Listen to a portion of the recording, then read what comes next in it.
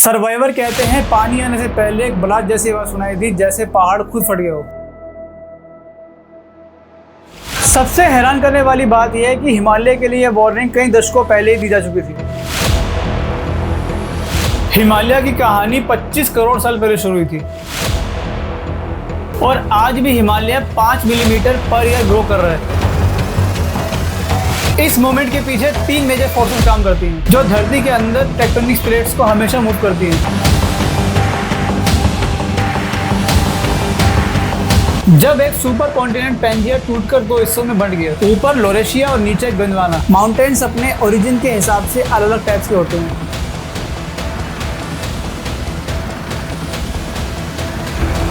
हिमालय का ज्यादा हिस्सा जोन 4 और जोन 5 में आता है। मतलब यहाँ अर्थक्वेक सिर्फ फ्रिक्वेंटली नहीं होते, बल्कि उनका मैग्नीट्यूड भी बहुत हाई होता है। रिपोर्ट में क्लियरली लिखा था कि जैसे जैसे हिमालय में ग्लेशियर और स्नो पिघलता रहेगा, वहाँ लैंडस्लाइड्स और फ्लैश फ्लड की फ्रीक्वेंसी और इंटेंसिटी दोनों बढ़ती जाएंगी। ये रेस्ट्रिक्शंस डेवलपमेंट के अगेंस्ट नहीं, डेवलपमेंट को सेफ बनाने के लिए। हिमालय अपनी नेचुरल ब्यूटी और स्पिरिचुअल इंपोर्टेंस के लिए दुनिया भर में मशहूर है, लेकिन मानसून के समय ये एरिया सबसे ज्यादा नाजुक बन जाता है। ये दुनिया का सबसे यंग माउंटेन रेंज है जो अभी भी ग्रो कर रहा है। इसकी शुरुआत टेक्टोनिक प्लेट्स के टकराव से हुई थी और इंसान के इंटरफेरेंस, डिफोरेस्टेशन, टूरिज्म, माइनिंग और अनप्लान्ड कंस्ट्रक्शन ने इसे और कमजोर बना दिया। सबसे हैरान करने वाली बात यह है कि हिमालय के लिए यह वार्निंग कई दशकों पहले ही दी जा चुकी थी। 1970 और 80 के दशक में ही ग्लोबल पॉलिसी एक्सपर्ट्स और माउंटेन स्कॉलर्स ने अलर्ट कर दिया था कि अगर डिफोरेस्टेशन और स्लोप इंस्टेबिलिटी को कंट्रोल नहीं किया गया तो एक दिन हिमालय एक डिजास्टर हॉटस्पॉट बन सकता है। उस वक्त उन्होंने ये भी कहा था कि अगर माउंटेन लैंड यूज और फॉरेस्ट लॉस पर कंट्रोल नहीं रखा गया तो लैंडस्लाइड्स और फ्लड्स का खतरा हर साल बढ़ता चला जाएगा। 2025 के मानसून ने साफ दिखाया है कि ये एरिया एक क्लाइमेट डिजास्टर हॉटस्पॉट बन चुका है। इस वीडियो में हम समझेंगे हिमालय का ओरिजिन, टेक्टोनिक प्लेट का साइंस, अर्थक्वेक के high risk zone, human interface का असर और मानसून के डेडली इंसिडेंट्स की कहानियां। साथ ही हम देखेंगे heavy rain, flash flood, landslides और क्लाउड बर्ड्स के पीछे का साइंटिफिक रीजन क्या है और कैसे इन नेचुरल प्रोसेस के साथ इंसानी गलतियां मिलकर तबाही को और बढ़ा देती हैं। 2025 का मानसून एक भयंकर तबाही बनकर आया। हिमाचल, उत्तराखंड और जम्मू कश्मीर इस तबाही से बुरी तरह हिल गए। क्लाउड बर्स्ट, लैंडस्लाइड्स और फ्लैश फ्लड ने 500 से ज्यादा लोगों की जान ले ली। हजारों घर और होटल मिट्टी के ढेर बन गए, सड़कें धंस गईं, गांव पूरी तरह से कट गए, साथ ही टूरिज्म और लोकल इकोनॉमी बर्बाद हो गई। जम्मू कश्मीर के किश्तवाड़ जिले में मचेल माता यात्रा के दौरान एक क्लाउड बर्स्ट ने चसोती गांव और आसपास के इलाकों को पूरी तरह बहा दिया। दर्जनों लोगों की मौत हो गई, सैकड़ों इंजर्ड हो गए और कई लोग तो अब तक लापता है। सर्वाइवर कहते हैं पानी आने से पहले एक ब्लास्ट जैसी आवाज सुनाई दी, जैसे पहाड़ खुद फट गया हो। हम सर वहीं पे थे जी, बिल्कुल। जब ब्लास्ट हुआ ये एग्जैक्ट कहाँ पे हुआ? ये जशोदी में जो है ना पार्किंग है, उसके पास में नाला है, वहीं से आया था सारा। उत्तरकाशी डिस्ट्रिक्ट के धराली एरिया में फ्लैश फ्लड ने होटल्स, बाजार और आर्मी कैंप तक को तबाह कर दिया।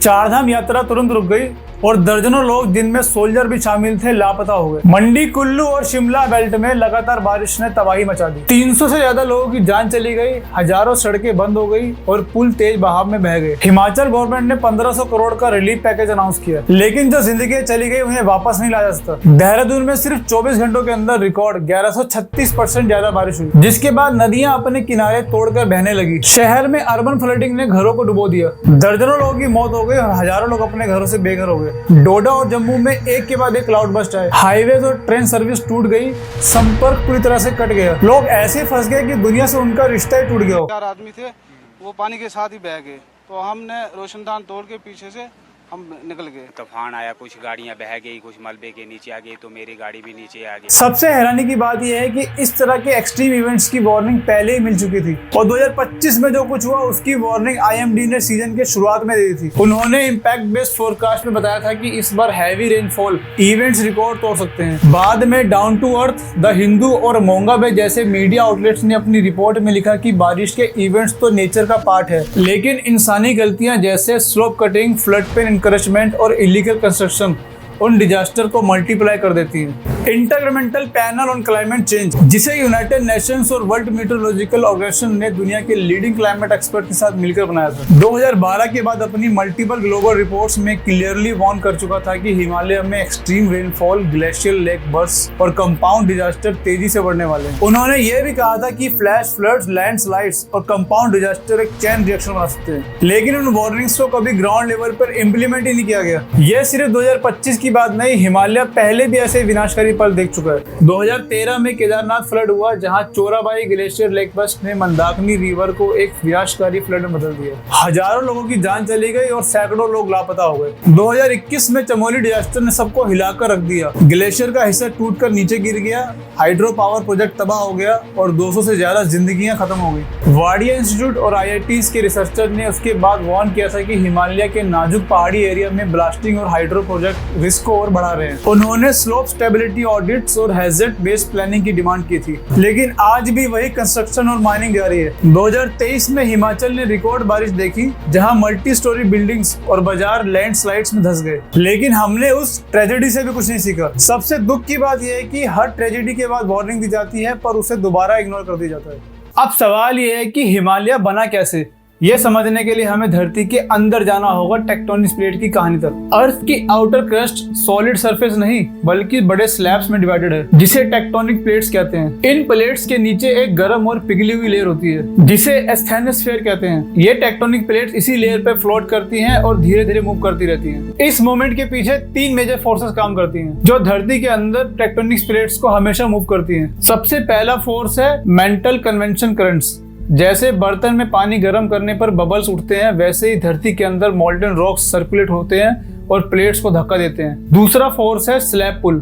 जब एक हैवी प्लेट नीचे सबडक्ट होती है तो वो अपने साथ बाकी प्लेट्स को भी खींच लेती है, बिल्कुल उसी तरह जैसे एक एंकर चैन को खींचता है। और तीसरा है ridge push. Mid ocean ridges से जब मोल्टन रॉक्स ऊपर आता है और ठंडा होता है तो वो एक्सपेंड करके प्लेट्स को दोनों तरफ धक्का देता है, जैसे एक कन्वेयर बेल्ट लगातार चलती रहती है। हिमालय की कहानी 25 करोड़ साल पहले शुरू हुई थी, जब एक सुपर कॉन्टिनेंट पैंजिया टूटकर 2 हिस्सों में बंट गया, ऊपर लोरेशिया और नीचे गोंडवाना। उसके बाद इंडियन प्लेट्स गोंडवाना से अलग होकर नॉर्थ की तरफ हाई स्पीड में मूव करने लगी। लगभग 4 से 5 करोड़ साल पहले इंडियन और ओरेशियन प्लेट्स टकराई थी। दोनों प्लेट्स हैवी थी, इसलिए सबडक्शन पॉसिबल नहीं था, तो सैंडिमेंट्स कंप्रेस होके ऊपर उठ गए और हिमालय बना। सबसे पहले ग्रेटर हिमालय बना, फिर मिडल और लास्ट में शिवालिक रेंज बनी। और आज भी Himalaya 5 millimetre per year grow कर रहा है। यही ग्रोथ टेक्टोनिक स्ट्रेस क्रिएट करती है, जो अर्थक्वेक्स और लैंडस्लाइड्स को ट्रिगर करती है। 1989 में international centre for integrated mountain development की द हिमालय डिलेमा स्टडी ने इस बात पर जोर दिया था कि हिमालय जियोलॉजिकल अनस्टेबल है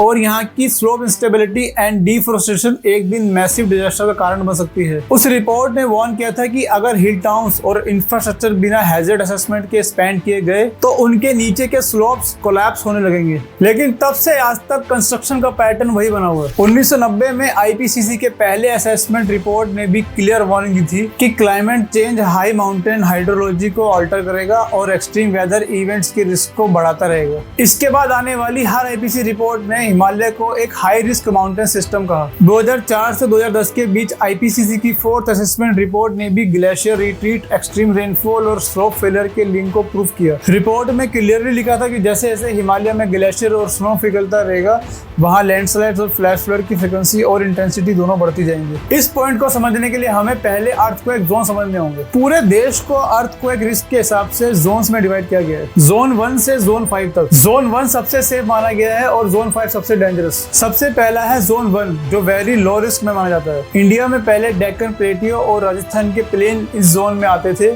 लेकिन अब उन्हें जोन 2 में इंक्लूड कर दिया गया है। हिमालय का ज्यादा हिस्सा जोन 4 और जोन 5 में आता है, जो सबसे डेंजरस माना जाता है। यहाँ 7 मैग्नीट्यूड से बड़े क्वैक्स फ्रिक्वेंटली आते हैं, कभी कभी 8 से भी ऊपर। मतलब यहाँ अर्थ क्वैक्स सिर्फ फ्रिक्वेंटली नहीं होते, बल्कि उनका मैग्नीट्यूड भी बहुत हाई होता है। और यहाँ एक और इम्पोर्टेंट बात समझना जरूरी है। माउंटेन्स अपने ओरिजिन के हिसाब से अलग अलग टाइप्स के होते हैं। सबसे पहले बात करते हैं फोल्ड माउंटेन्स की। जैसे हिमालय। ये तब बनते हैं जब दो टेक्टोनिक प्लेट्स आपस में टकराती है और बीच का मटेरियल कंप्रेस होकर ऊपर उड़ जाता है। इसी प्रोसेस से हिमालय बना और इसीलिए ये दुनिया के सबसे यंग माउंटेन्स माने जाते हैं। अब बात करते हैं ब्लॉक माउंटेन्स की, जैसे विंध्या और सतपुड़ा रेंजेस। ये तब बनते हैं जब अर्थ के क्रस्ट में बड़े क्रैक्स या फॉल्ट्स आते हैं। कुछ ब्लॉक्स नीचे धस जाते हैं और कुछ ऊपर उड़ जाते हैं। इस प्रोसेस से अनइवन सरफेस बनता है, लेकिन ये माउंटेन्स कंपैरेटिवली ज्यादा स्टेबल होते हैं। फिर आते हैं वोल्केनिक माउंटेन्स, जैसे जापान का माउंट फूजी या अफ्रीका का किलिमंजारो। ये तब बनते हैं जब वोल्केनो इरप्ट करता है और लावा ठंडा होकर सॉलिड रॉक्स में बदल जाता है। हर इरप्शन इन माउंटेन्स को और ऊंचा बना देता है। और सबसे आखिरी टाइप है रेजिडुअल माउंटेन्स, जैसे अरावली रेंज। ये माउंटेन्स किसी कोलिजन या इरप्शन से नहीं, बल्कि करोड़ों सालों के एरोजन और घिसाव के बाद बचे हुए पुराने रॉक से बने होते हैं। ये अब छोटे, वर्न आउट और सबसे स्टेबल माउंटेन माने जाते हैं। इस कंपैरिजन से एक बात क्लियर हो जाती है, हिमालय अपनी जियोलॉजिकल जर्नी के अर्ली फेज में है, इसलिए कमजोर और संवेदनशील है, जबकि अरावली जैसे पुराने माउंटेन सब स्टेबल हो चुके हैं। अब डिजास्टर की साइंस समझते हैं। मानसून के टाइम जब हवा में नमी बहुत ज्यादा बढ़ जाती है, इसी के साथ गर्म और भरी हवा जब पहाड़ों से टकराती है तो वो अचानक ठंडी हो जाती है। उस वक्त वो अपनी पूरी नमी एक छोटी सी जगह पर बरसात के रूप में गिरा देती है और इसी मोमेंट को हम क्लाउड बर्स्ट कहते हैं। सिर्फ कुछ टाइम में इतना पानी गिरता है जितना पूरे दिन की बारिश में भी नहीं गिरता। ये अचानक हुई तेज बरसात पानी के नेचुरल फ्लो को संभालने नहीं देती। नदियां जो आमतौर पर अपना रास्ता फॉलो करती हैं, अब उनमें एकदम से पानी भर जाता है और वो अपने किनारे तोड़ देती हैं। उनके आसपास के इलाके पानी से भर जाते हैं और पानी तेजी से नीचे की तरफ बहने लगता है। उसके बाद नैरो वैली में जाकर इसका प्रेशर और बढ़ जाता है और इसी तरह ये अपने रास्ते में आने वाले घर, रास्ते और गाँव तक को बाहर ले जाता है। इसी मोमेंट में ये फ्लैश फ्लड अपनी सबसे डिस्ट्रक्टिव फॉर्म में पहुंच जाता है। जब बारिश इतनी ज्यादा होती है तो उसका पानी धीरे धीरे मिट्टी के अंदर घुसने लगता है। मिट्टी के पार्टिकल्स के बीच का ग्रिप ढीला पड़ जाता है और जब फ्रिक्शन खत्म होता है तो स्लोप अपना बैलेंस खो देता है और वही पल होता है जब पूरा पहाड़ नीचे खिसक जाता है।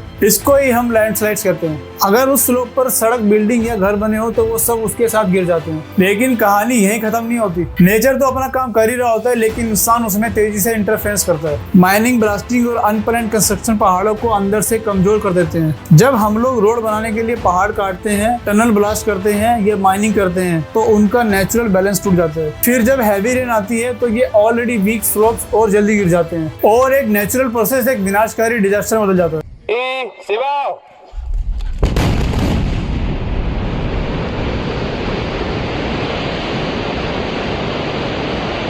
अब हम एक और इम्पोर्टेंट एंगल देखते हैं, इंसान का हिमालय पर कैसे और कितना असर पड़ा। हजारों सालों की कहानी सिंपल नहीं है।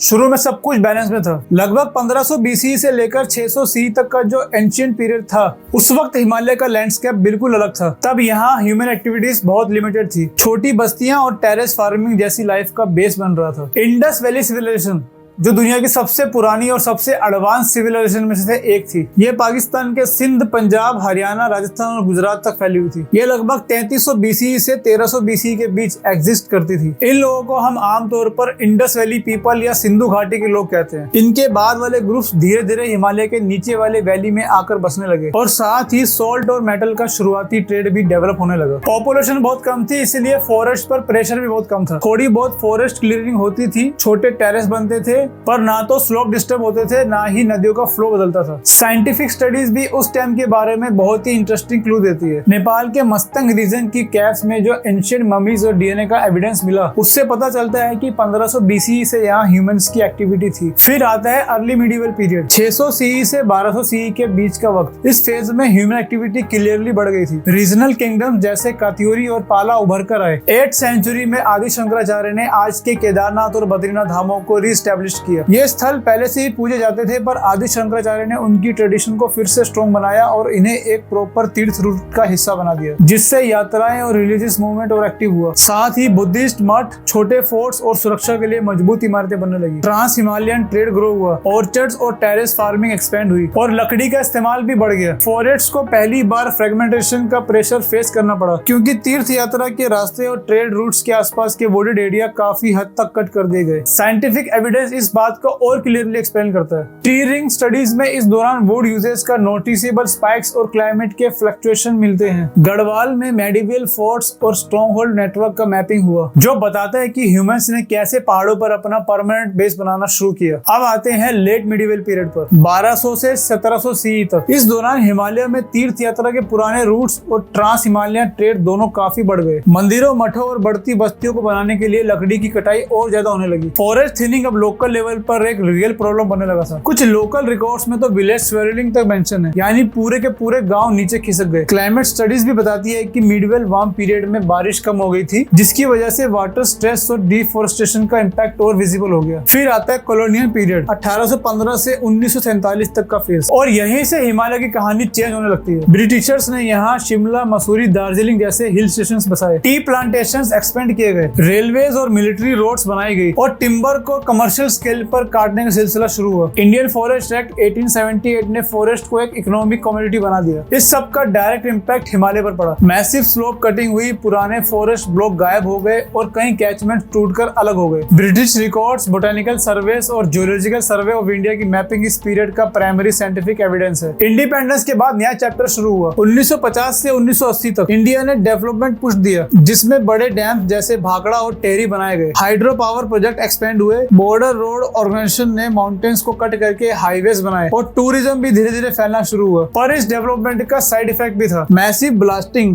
टनलिंग, डेब्रिस डंपिंग और रिवर चैनल में बदलाव। कई वैली में लैंडस्लाइड हॉटस्पॉट्स इंक्रीज हो गए। IITs की landslide studies, hydro power reports और गवर्नमेंट रिसेटलमेंट डॉक्यूमेंट्स इस पीरियड की रियलिटी को क्लियरली कैप्चर करते हैं। 1991 के बाद आता है लिबरेशन का एरा, और यही फेज हिमालय स्ट्रेस को और मल्टीप्लाई कर देता है। मास टूरिज्म एक्सप्लोड हुआ, चारधाम और अमरनाथ यात्राओं में क्राउड रिकॉर्ड तोड़ने लगे, हाईवेज चौड़े हुए, टनल्स बनने लगे, माइनिंग बढ़ी और होटल चेन्स हिल टाउन्स में सीधी एंट्री कर गए। इस सब का रिजल्ट था erosion, repeated landslides, river bank का टूटना, वाटर स्प्रिंग्स का ड्राई होना, कैचमेंट्स में सिलिटेशन और फॉरेस्ट बफर्स का गायब हो जाना। ये पीरियड हिमालयन लैंडस्केप के लिए एक टर्निंग पॉइंट था। और फिर हम पहुंचते हैं रिसेंट डिकेड्स में, 2010 से लेकर आज तक। ये वो फेज है जहां ह्यूमन इंटरफेरेंस अपने मैक्सिमम पर है। चारधाम मेगा हाईवे, अटल और सिल्कियारा जैसे लॉन्ग टनल, नए hydro power projects, illegal hotels और रामपन सैंड माइनिंग, ये सब हिमालय को डायरेक्ट स्ट्रेस दे रहे हैं। कई नई वैलीज डिस्टेबलाइज हुई हैं, चैन लैंडस्लाइड्स, रोड कोलैप्स और टाउन सब्सिडेंस जैसे डिजास्टर फ्रिक्वेंटली हो रहे हैं। जोशीमठ का धीरे धीरे धंसना एक वार्निंग बनकर सामने आया है। इसरो और NDMA की मैपिंग से नए डिजास्टर हॉटस्पॉट्स ऑफिशियली आइडेंटिफाई किए गए। सिल्कियारा टनल के नीचे अननोन वाटर पॉकेट्स मिलना, जहां 41 वर्कर्स 17 दिन तक फंसे रहे। हिमालयन जियोलॉजी की अनप्रेडिक्टेबल नेचर को और क्लियर कर देता है। लेकिन ये समझना जरूरी है कि तबाही का पूरा ब्लेम सिर्फ इंसान पर नहीं है। हिमालय की अपनी नेचुरल वीकनेस भी बहुत बड़ी फैक्टर है, क्योंकि ये माउंटेन रेंज अभी यंग है। यहाँ की चट्टानें बहुत नाजुक होती हैं, स्लोप्स पहले से ही कमजोर होते हैं और यहाँ की नदियां भी तेज स्पीड में बहकर पहाड़ों को नीचे से काटती रहती हैं। साथ ही एक और फैक्टर है जो हिमालय की तबाही को और भी अनप्रेडिक्टेबल बनाता है, और वो है क्लाइमेट चेंज। इसका इम्पैक्ट इतना साइलेंट और पावरफुल है कि पूरा वेदर सिस्टम ही अनस्टेबल हो चुका है। पहले हम इसको स्टेप बाय स्टेप समझते हैं, ताकि आपको ये क्लियर हो जाए कि कैसे क्लाइमेट चेंज हिमालय में क्लाउड बर्स्ट, फ्लैश फ्लड्स और लैंडस्लाइड्स को सुपरचार्ज कर देता है। सबसे पहले बात करते हैं जेट स्ट्रीम की। जेट स्ट्रीम को आप एटमॉस्फेयर का स्टीयरिंग व्हील समझ लो। हवा की पतली सुपरफास्ट नदियां जो 10 किलोमीटर ऊपर 150 से 300 किलोमीटर पर आवर की स्पीड से दौड़ती हैं, यही डिसाइड करती है कि मानसून कब आएगा, स्टॉर्म किस डायरेक्शन में जाएगा और कौन सा वेदर सिस्टम कितने दिन तक टिका रहेगा। लेकिन क्लाइमेट चेंज के बाद इन जेट स्ट्रीम का पूरा बिहेवियर बिगड़ गया है। पहले ये सीधी और फास्ट चलती थी, अब कभी नीचे आ जाती है, कभी ऊपर चली जाती है और कभी एकदम स्लो हो जाती है। जब ये स्लो पड़ती है तो स्टॉर्म्स एक जगह जम जाते हैं और वहीं पर फिर कई घंटों तक हैवी रेनफॉल होता है। अब बात करते हैं वेस्टर्न डिस्टर्बेंस की। ये वो विंटर स्टॉर्म्स होते हैं जो मेडिटेरियन से चलकर पाकिस्तान, हिमाचल, उत्तराखंड और कश्मीर तक आते हैं। इन्हीं स्टॉर्म्स की वजह से हिमालय में सर्दियों के टाइम बर्फ पड़ती है। पहले ये सिस्टम काफी प्रेडिक्टेबल था, पर क्लाइमेट चेंज ने इसका रिदम तोड़ दिया है। कुछ वेस्टर्न डिस्टर्बेंस अब वीक हो गए हैं, कुछ इतने पावरफुल हो चुके हैं कि उनमें पहले से ज्यादा मॉइस्चर भर जाता है। टाइमिंग भी अनस्टेबल हो चुकी है, कुछ स्टॉर्म्स जल्दी आ जाते हैं तो कुछ देर से आते हैं और कुछ बीच में अटक कर हाइपर रेनफॉल कर देते हैं। इसका असर सीधा ग्लेशियर्स पे पड़ता है। विंटर्स में बर्फ कम पड़ती है और मॉनसून जोन्स में बारिश ज्यादा होती है और ये इम्बैलेंस ग्लेशियर्स को फास्ट मेल्ट कर देता है, जिसकी वजह से नए नए ग्लेशियर लेक्स बनते रहते हैं। अब तीसरा पॉइंट है स्नो लाइन का ऊपर चढ़ना। स्नो लाइन का मतलब सिंपल है, वो हाइट जिसके ऊपर पूरे साल स्नो बनी रहती है। पहले ये 4500 से 4800 मीटर पर होती थी, अब क्लाइमेट चेंज की वजह से ये 100 से 150 मीटर ऊपर चढ़ गई है। ये छोटा सा नंबर सुनने में मायने लगता है, पर हिमालय के इकोसिस्टम के लिए बहुत इंपॉर्टेंट है। जब स्नो लाइन ऊपर चढ़ जाती है तो नीचे ग्लेशियर्स को रिचार्ज मिलना कम हो जाता है, बर्फ कम जमा होती है, ग्लेशियर्स की बर्फ पिघलने लगती है। लेक्स जब टूटती हैं तो ग्लेशियर लेक आउटबर्स्ट फ्लड होता है। ये तीनों प्रोसेस, जेट स्ट्रीम का हिलना, वेस्टर्न डिस्टर्बेंस का पैटर्न बिगड़ना और स्नो लाइन का ऊपर चढ़ना, ये तीनों अलग अलग लगते हैं लेकिन तीनों के पीछे कारण एक ही है, क्लाइमेट चेंज। अब सवाल ये है कि इस तबाही का सोल्यूशन क्या है। हिमालय इतना कॉम्प्लेक्स रीजन है कि कोई एक शॉर्टकट, कोई एक मैजिक फॉर्मूला इसको बचाने के लिए काफी नहीं होगा। पर हाँ, साइंस ये क्लियर करता है कि अगर अभी कुछ स्टेप्स लिए गए तो हम फ्यूचर डिजास्टर को काफी हद तक कंट्रोल कर सकते हैं। तो अब हम स्टेप बाय स्टेप समझते हैं कि हिमालय को कैसे प्रोटेक्ट किया जा सकता है। सबसे पहला कदम हिमालय को मैप करना होगा, तभी हम इसे प्रोटेक्ट कर पाएंगे। आज भी वेस्टर्न हिमालय के कई पार्ट साइंटिफिकली मैप नहीं हुए हैं। बहुत सी वैलीज में पता ही नहीं है कि स्लोप कितना वीक है, किस जगह क्रैक चल रहे हैं या कहाँ ग्लेशियर लेक्स बन रहे हैं। अगर हाई रेजोल्यूशन सैटेलाइट मैपिंग और लाइडार स्कैनिंग को यूज किया जाए तो हर गांव, हर नाला, हर स्लोप का रियल टाइम रिस्क पता चल सकता है। इससे हम पहले से आइडेंटिफाई कर लेंगे कि कौन से एरियाज में सडन लैंडस्लाइड्स हो सकते हैं, कौन से ग्लेशियर डेंजरस लेक्स बना रहे हैं और कौन से रिवर पॉइंट्स फ्लड के वक्त सबसे ज्यादा नाजुक होते हैं। ये मैपिंग एक तरह का माउंटेन MRI स्कैन होता है। पर सिर्फ हिमालय को मैप कर लेना काफी नहीं है। जब तक हम उसके ऊपर काम करने के तरीके को कंट्रोल नहीं करेंगे, मैपिंग सिर्फ एक फाइल बनकर रह जाएगी। यहीं से सेकंड स्टेप शुरू होता है, वो है कंस्ट्रक्शन को समझना और रेगुलेट करना। ये हिमालयन सर्वाइवल का बैकबोन है। हिमालय कोई नॉर्मल माउंटेन रेंज नहीं है, ये जियोलॉजिकल यंग है। ऐसे रीजन में जब हम हैवी ब्लास्टिंग करते हैं, टनल बनाते हैं तो माउंटेन की नेचुरल स्ट्रेंथ टूट जाती है। इसलिए एक्सपर्ट्स डिमांड कर रहे हैं कि रिवर से एक फिक्स्ड बफर जोन मेंटेन हो, स्लोप के एज पर कंस्ट्रक्शन बिल्कुल बैन हो और हाईवे वाइंडिंग जल्दबाजी में ना हो। पहले उसके जियोलॉजिकल इंपैक्ट का ऑडिट कंपलसरी हो। ये रेस्ट्रिक्शंस डेवलपमेंट के अगेंस्ट नहीं, डेवलपमेंट को सेफ बनाने के लिए। लेकिन मान लीजिए कंस्ट्रक्शन सेफ भी हो गया, फिर भी हिमालय में एक चीज हमेशा अनप्रेडिक्टेबल रहेगी और वो है वेदर। इसलिए नेक्स्ट स्टेप है अर्ली वार्निंग सिस्टम, जो डिजास्टर आने से पहले ही लोगों को अलर्ट कर सके। ये सबसे पावरफुल लाइफ सेविंग टूल है। आज के टाइम में क्लाउड बर्स्ट को प्रेडिक्ट करना मुश्किल है, पर डिटेक्ट करना पॉसिबल है। अगर हर वैली में high speed Doppler radar, dense rainfall gauge और AI based prediction model install किए जाएं, तो 10 से 20 मिनट का अलर्ट मिल सकता है। पहाड़ के स्केल पर ये 20 मिनट किसी की लाइफ और किसी की डेथ का फर्क बन जाते हैं। नेपाल और भूटान में ये सिस्टम ऑलरेडी काफी एडवांस है। इंडिया के हिमालयन स्टेट में भी अगर ये नेटवर्क एक्सपैंड हो जाए तो डिजास्टर लॉस 30 से 40% तक कम हो सकता है। पर वार्निंग सिस्टम सिर्फ तभी काम करता है जब हमें पता हो कि खतरा कहाँ से आ रहा है। और हिमालय में सबसे साइलेंट किलर होती है ग्लेशियर के नीचे बनती खतरनाक लेक्स, क्योंकि उनकी वजह से इंस्टेंट फ्लड्स आते हैं। क्लाइमेट चेंज के बाद ग्लेशियर तेजी से पिघल रहे हैं और उनके नीचे दर्जनों लेक्स बन रही हैं जो कभी भी टूट सकती हैं। सॉल्यूशन बहुत क्लियर है। इन लेक्स का वाटर लेवल रिमोट सेंसर से मॉनिटर हो, वीक मोरन वॉल्स को रीइंफोर्स किया जाए और जहां रिस्क हाईएस्ट हो वहां अर्ली ड्रेनेज सिस्टम बनाया जाए। लेकिन मॉनिटरिंग के बावजूद हम इस बात को भूल नहीं सकते कि पहाड़ का असली शील्ड नेचर ही होता है। इसलिए अगला स्टेप है नेचर को रिस्टोर करना। यह हिमालय का असली शील्ड है। सबसे पावरफुल, सबसे अंडररेटेड सॉल्यूशन है नेचर को हील करना। जहां डेंस फॉरेस्ट होता है वहां रेनफॉल को एब्जॉर्ब करने की कैपेसिटी ज्यादा होती है, स्लोप स्टेडी रहते हैं और रिवर्स का फ्लो नेचुरली रेगुलेटेड रहता है। हिमालय के असली पेड़ पौधों को दोबारा लगाकर फॉरेस्ट को रिस्टोर करना हिमालय को लंबे समय तक नेचुरल प्रोटेक्शन देता है। ये सिर्फ इकोलॉजी नहीं, ये लाइफ सेविंग टेक्नोलॉजी है, क्योंकि डिजास्टर के पहले मददगार हमेशा वहाँ के स्थानीय लोग ही होते हैं। इसलिए नेक्स्ट स्टेप है कम्युनिटी को तैयार करना, क्योंकि पहाड़ को सबसे अच्छा पहाड़ के लोग ही समझते हैं। इसलिए हिमालय के गाँव में कुछ सिंपल चीजें ही लाइफ सेवर बन सकती हैं, जैसे पहले से एवैक्यूएशन ड्रिल करवाना ताकि लोगों को पता हो कि इमरजेंसी में किस तरफ भागना है। फिर लाउड स्पीकर और सायरन सिस्टम लगाना जरूरी है, जिससे क्लाउड बस्ट या लैंडस्लाइड का अलर्ट तुरंत पूरी बस्ती तक पहुंच जाए। साथ ही रेडियो बेस्ड वार्निंग भी बहुत काम आती है, क्योंकि डिजास्टर के टाइम नेटवर्क सबसे पहले डाउन होता है। और सबसे इंपॉर्टेंट है स्कूल के बच्चों को डिजास्टर ट्रेनिंग देना, क्योंकि जब पूरी कम्युनिटी प्रिपेयर्ड होती है तो तबाही का इम्पैक्ट हाफ हो जाता है। जापान, नेपाल और भूटान ऑलरेडी ये मॉडल फॉलो कर रहे हैं, क्योंकि हिमालय किसी एक कंट्री का नहीं, पूरे रीजन का है। इसलिए फाइनल स्टेप है क्रॉस बॉर्डर कॉर्पोरेशन, क्योंकि डिजास्टर्स बॉर्डर देख के नहीं रुकते और हिमालय तो 8 देशों में फैला हुआ है। अगर नेपाल में लेक बस्ट होता है तो उसका फ्लड इंडिया के गांव तक पहुंच सकता है। इसलिए यूएन और ICIMOD ने रिकमेंड किया है कि एक transboundary early warning system urgently बनाया जाए। ये कोऑर्डिनेशन अभी वीक है, पर यही हिमालयन सर्वाइवल के लिए फ्यूचर लाइफलाइन बन सकता है। ये सारे सारे सॉल्यूशंस मिलकर एक सेफ्टी नेट बनाते हैं। हिमालय की कहानी एक ही चीज बताती है, नेचर हमेशा सिग्नल देता है पर उसे समझना हमारे ऊपर होता है। एंशिएंट टाइम्स में ये रीजन ऑलमोस्ट बिल्कुल नेचुरल था, फिर मिडवियल और कॉलोनियल पीरियड में इंसान धीरे धीरे पहाड़ों को शेप देने लगा और आज क्लाइमेट चेंज, बिना प्लानिंग की कंस्ट्रक्शन और एक्सट्रीम वेदर ने मिलकर हिमालय को एक डेंजरस टिपिंग पॉइंट पर पहुंचा दिया है। साइंस भी यही कह रहा है, ग्लेशियर्स फास्ट पिघल रहे हैं, रेनफॉल पैटर्न अनप्रेडिक्टेबल हो रहा है और डिजास्टर साइकिल छोटी होती जा रही है। अगर हमने अब भी डेवलपमेंट को सेफ, प्लान्ड और नेचर फ्रेंडली नहीं बनाया तो पहाड़ अपना बैलेंस खुद ही रीसेट करेंगे और इसका नुकसान सबसे ज्यादा इंसान को ही होगा। अब फैसला हमारे हाथ में है। आपका क्या मानना है, हिमालय को प्रोटेक्ट करने का पहला कदम क्या होना चाहिए?